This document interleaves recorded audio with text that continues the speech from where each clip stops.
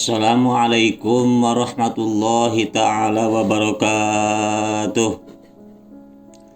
Alhamdulillahilladzi an'ama alaina bini'matil imani wal islam. Asyhadu an la ilaha illallah wahdahu la syarikalah wa anna muhammadan abduhu wa rasuluh alladzi la nabiyya ba'dah. Wallahu ta'ala fi kitabil karim wa huwa asdaqul qailin. A'udzu billahi minasyaitonir rajim. Bismillahirrahmanirrahim. Ajilu bisolati qoblal maut wa ajilu bitawbati qoblal maut. Wa qala Nabi sallallahu alaihi wasallam, sayati zamani ala ummati yang firu minal ulama il fuqaha fayutibahullah bisasin syariatin bariatin. Amma ba'du, puji kali syukur kaum Allah subhanahu wa ta'ala kalawan qodat irodat anjanana. Alhamdulillah dina sa'an wa ayeuna urang tiasa deui pakampel ngariung mumpulung dina maqam anu mulia ayeuna. Mudah-mudahan guayana ngayakeunana ieu pangaosan ieu ngajantenkeun wasilah kang urang sadayana lungsurna rahmat sumapir Allah subhanahu wa ta'ala. Allahumma amin ya rabbal alamin. Shalawat kali salam mudah-mudahan salamina dilimpahkan ke panutan alam habibana wa nabiyana kangjeng Nabi Muhammad sallallahu alaihi wasallam, lailap ke keluargina, kepada sahabatna, para tabi'in tuluy urang sadayana. Mudah-mudahan ke dieu kiamah urang kalawu kapangku kalawan kenging syafaatul udma. Allahumma amin ya rabbal alamin. Hadratul kiram, sesepuh pun guru hormatan simkuring, mudah-mudahan salamina aina rahmat magfirah Allah subhanahu wa ta'ala. Kurang doakeun kurang sadayana mantanana ayeuna kasehatan lahir batina, dipanjangkeun yuswana sareng tiasa ibadah Allah subhanahu wa ta'ala, disolehkeun lunayanana turunana nalika pilikeun rezekina sareng barokahna. Nasaluka lijabah al-Fatihah. A'udzu billahi minasyaitonir rajim.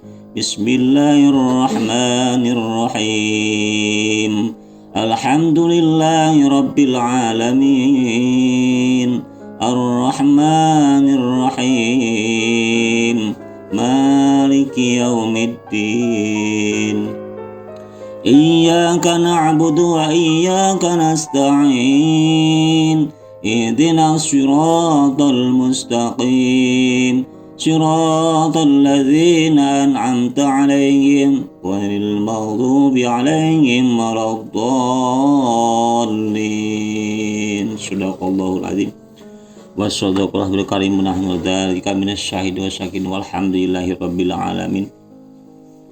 Teka kantun ka pembawa acara nu parantos masieun waktos ka pribados dina ieu acara insyaallah dina sa'an wayeuna urang nyenak tema amanah-amanah Kangjeng Rasulullah sallallahu alaihi wasallam.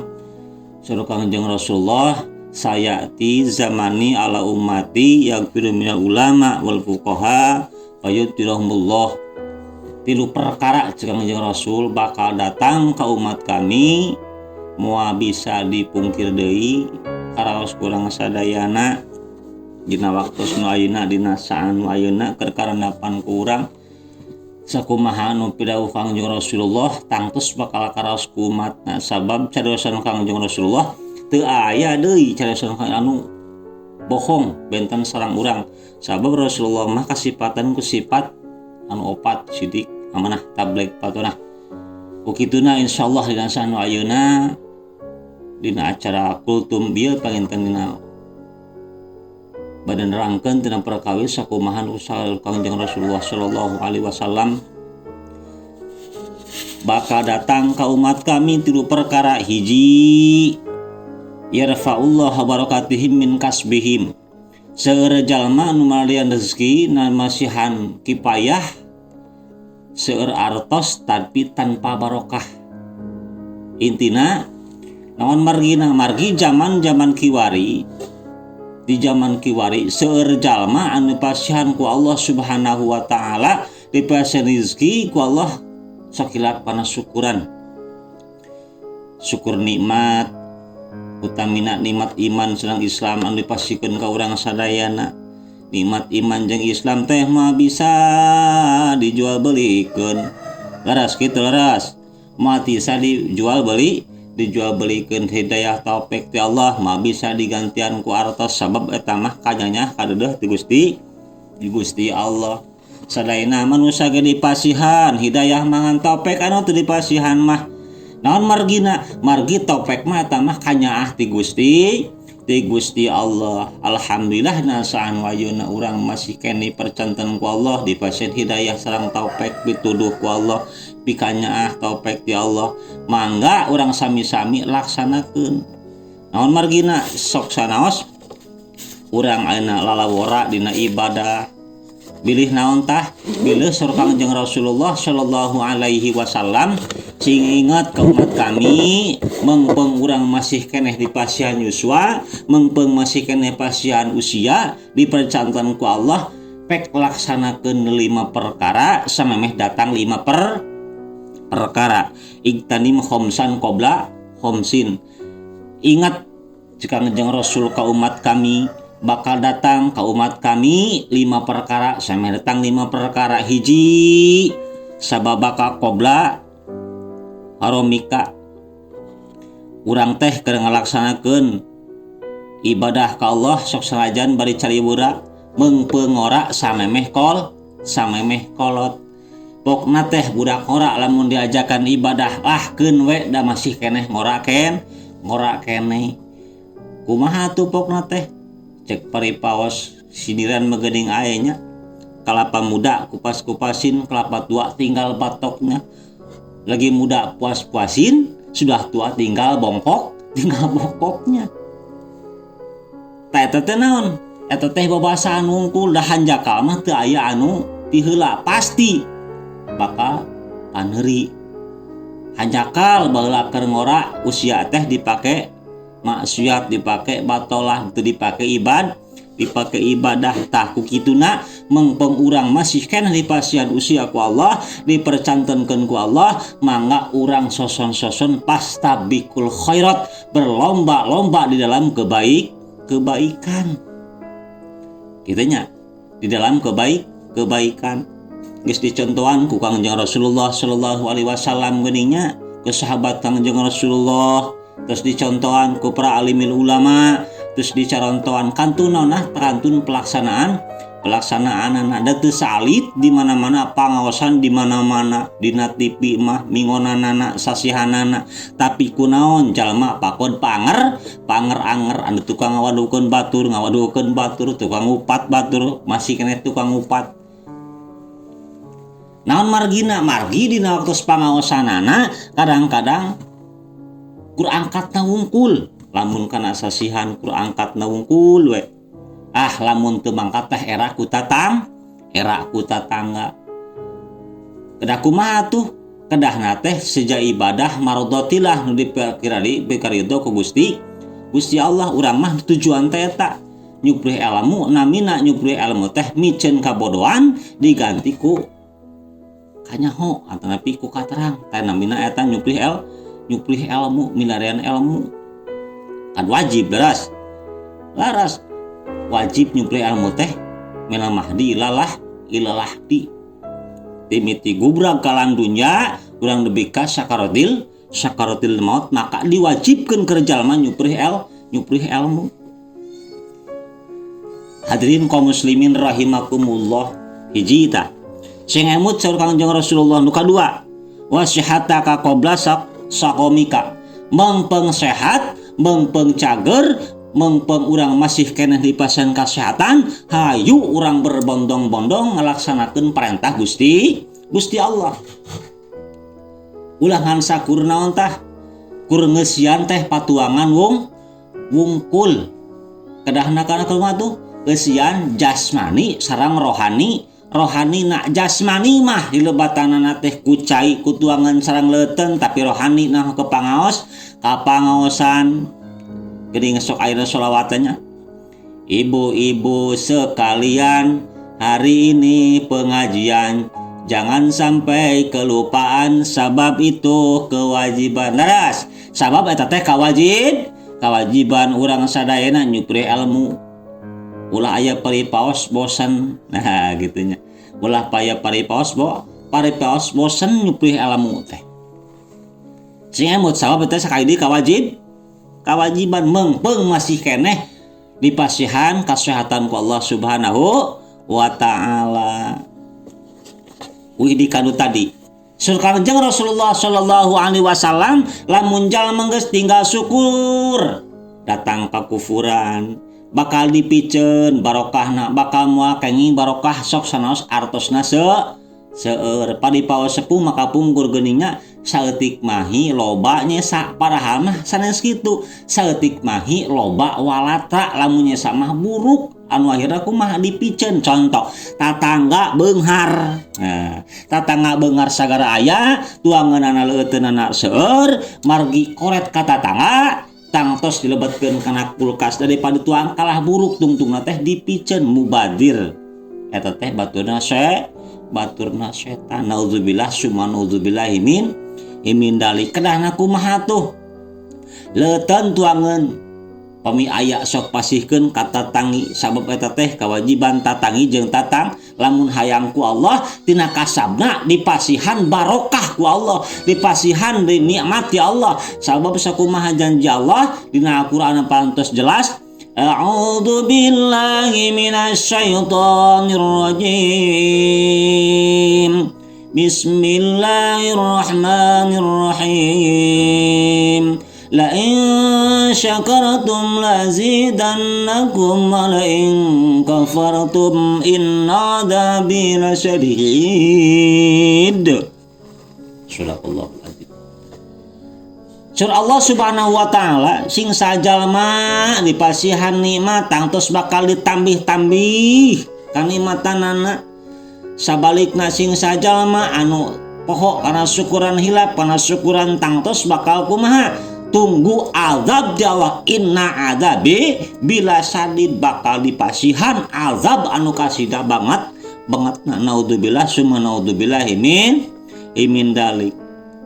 Urang dipasihan usia patut disyukuri ulah ieu mah tatangga jeung tatangga teh silih baeudan silih obrolkeun kitu nya eta teh naon tah suruh Kangjeng Rasulullah sallallahu alaihi wasallam mah nu kitu teh kumaha moal di aku umat kami moal di aku sapa menang syafaat kami lamun eta si jalma goreng jeung tatangga naudzubillahi min dalik. Hadirin kaum muslimin rahimakumullah. Kadua yabsutullah ta'ala alaihim sultana dzaliman bakal datang saur Kangjeng Rasulullah sallallahu alaihi wasallam zaman-zaman anu geus karanapan ku urang bakal seueur pemimpin anu dolim ka saha ka rakyatna dolim ka masyarakatna tangtos karaos ku urangnya kedahna tuh kudah kumaha tuh namina pemerintah namina seorang pemimpin kedah adil jeung bijaksana sakumaha anu parantos dina sababaraha saah kalangkung kusim kuring dibahaskeun keningnya ku Kangjeng Rasul parantos dicontohan adilna Kangjeng Rasul tawadukna Kangjeng Rasul nyaahna deudeuhna Kangjeng Rasul ka umatna teu pilih bulu ari urang mah kumaha sok pilih bulu lamun pika nyaah pika deudeuh karak urang mah dihayap kitu nya sapertos anu maot di daerah kidul mah bu ibu bapak anu maot jeung nu pupus jeung nu paeh teh benten lamun jalma beunghar jalma bruk di juru brok dipantok ngalayah di tengah imah seueur pakaya jeung rezekina sareng hartana kakarak lamun pupus teh namina pupus lamun maot teh mina pupus kerja lamun nu teu galuh mah bahasana teh maot palih dieuna beh dituna paeh naon sababna sabab ditinggali kudu hiriah jalamana beungar pasti loba duitna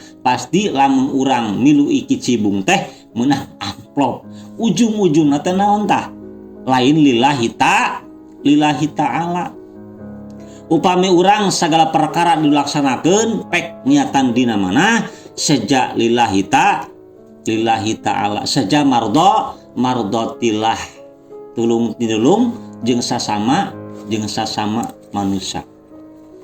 Hadirin kaum muslimin rahimakumullah sakai deui urang doakeun kurang sadaya pemimpin anu aya di Indonesia wabil khususna di kampung urang sadayana, mudah-mudahan sing dijantankeun pemimpin anu soleh, pemimpin anu bertanggung jawab, anu ngagaduhan sifat nyaah dadeuh ka sasama jeung ka umatna. Naudzubillah min dalik, lamun urang dipasihan ku Allah pemimpin anu dolim. Kumaha contoh anu dolim? Nah, contoh anu dolim geus puguh si A teh dibere anggaran di pemerintah teh sekian ribu, sekian ratus puluh atau tapi jutaan, 10 juta, nyampe nama geuningan teu sakitu, paripaosana mah sok disebutkeun teh koruptor nya. Tah eta teh naon? Namina pemimpin anu dolim ka diri, dolim ka sasama, dolim ka Allah Subhanahu wa ta'ala. Naudzubillahi min dalik. Hadirin kaum muslimin rahimakumullah. Anu salajengna saur Kangjeng Rasulullah sallallahu alaihi wasallam nu katilu bakal eta jalma maotna teh moal mawa iman jeung Islam. Naudzubillahi min dalik pangcilaka-cilakana keur jalma anu maot, jalma anu pupus teu nyenak iman sinarang Islam. Tah ku kituna hayu urang tingkatkeun keimanan sareng katakwaan ka Allah Subhanahu wa ta'ala. Malah mandar urang kumaha bagja dunya, bagja di akhirat. Hayong sae di dunya, sae di akhirat. Margina urang dina waktu sadua geuning nya sok diaoskeun kurang sadayana, Rabbana atina fid dunya hasanah wa fil akhirati hasanatan wa qina azabannar. Hayong sae di dunya heula. Margi urang teh masih keneh aya di alam dunya atuh engke teh bakal mulang ka mana? Mulang ka Gusti Allah. Tangtos urang ge hoyong anu sae mudah-mudahan urang sadayana kena waktu pupus urang nyenak iman sinareng Islam.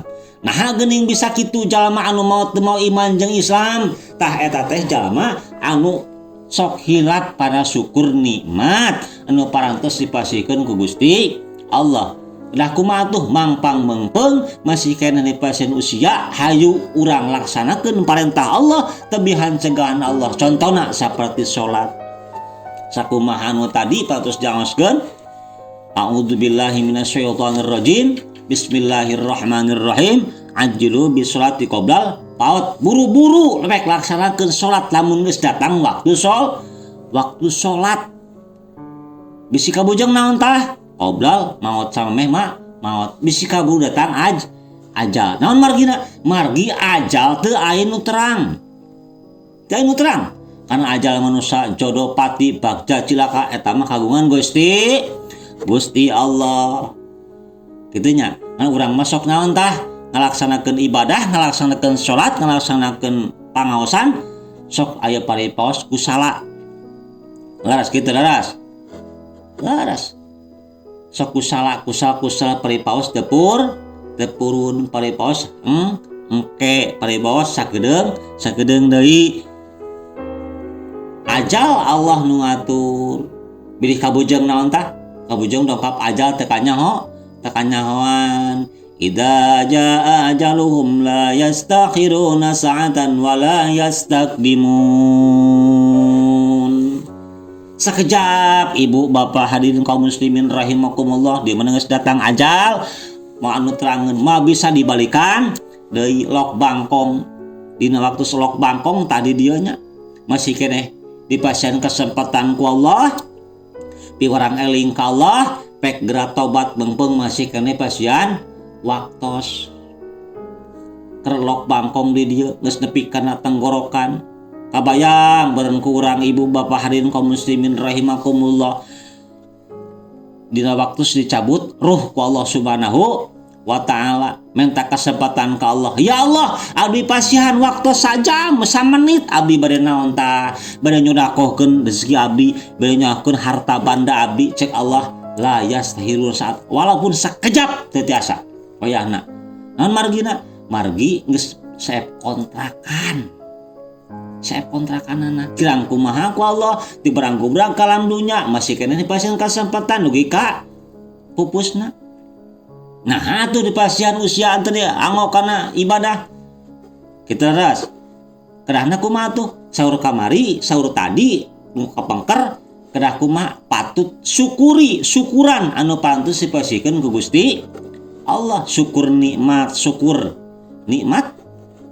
atuh palih dieuna macakeun hamdalah alhamdulillahirabbil alamin caroge di manatas buburu ibu nyanak artos salit nyanak artos ageng ge urang teh kedah kumaha syukuran alhamdulillahirabbil alamin jazakallahu khairan kasira ditingali amplop ukur tuman tina 1 juta menang teh 200.000 pok teh jazakallahu khairan kacilen sebab leutik menangna ek alit rek ageng tetep urang kedah naon syukur nikmat syukuran ka Gusti Allah. Ukituna hayu mengpeng masih kene pasien usia sakaya deui urang ningkatkeun kaimanan katakwaan ka Allah subhanahu wa taala bilih kabujang dongkap naon tah kabujang dongkap anu tadi 5 perkara laksanakeun nu 5 perkara sami datang 5 perkara wagina ka qabla fakrika mengpeng masih keneh dipasihan rezeki ku Allah gina ka kabeungharan dipasihan titipan ku Allah tah harta ieu teh dititipkeun ka anjeun aya hak fakir miskin aya hak anu dikeluarkeun zakatna pek keluarkeun zakatna fakir miskin pek aya naon tah ngan sakadar titipan ti Allah dititipkeun ka si eta lamun teu dipasihkeun eta amanah ti Allah tunggu di Allah bakal dongkap inna azabi lasadid bakal pasien azabku Allah subhanahu wa ta'ala naudzubillahi min dalik pokna kumaha keheulaan zakat heula sedekah jeung jariyah nu capek dage kuring harta-harta kuring nu majegan kuring nah make kudu dibikeun ka batur pokna teh ras aya nu kitu aya moal insyaallah moal aya di dieu mah nu ngaku sabab eraeun kitu nya. Hadirin kaum muslimin rahimakumullah. Hayata qabla mautika mengpeng hirup samemeh maut mengpeng ora samemeh kolot mengpeng beunghar samemeh sangsara kitu nya. Ulah ieu mah kumaha kena urang beunghar kena urang jalmi aya pangbeungtakna kitu nya. Rasa aing menang sorangan tur padahal anger hakikat ti Allah serata tipa pada manusia deui da moal aya jalma anu turun tina apansa moal pacul tuluy ka sawah moal anger anu di sawah mah kumaha jalma anu gegaduh ku kituna hayu urang silih pikanya silih pika deudeuh ti antara manusia jarang manusia naon sababna sabab eta teh likuli ikhwatun pasyu baina akhwaikum muslimin muslimat di mana bae ayeuna eta teh dulur urang. Hadirin kaum muslimin rahimakumullah sakitu bae caraosan di simkuring mudah-mudahan sok sanaos salit aya manfaatna wabil khusus ka simkuring ummah ka urang sadayana anu saena Allah jeung rasulna anu lepat eta teh kaburuan simkuring mudah-mudahan Allah subhanahu wa taala ngapunten kana kaburuan simkuring ka lain ditutup ku anu sampurna usikum manabsi bi taqwallah. Assalamualaikum warahmatullahi wabarakatuh.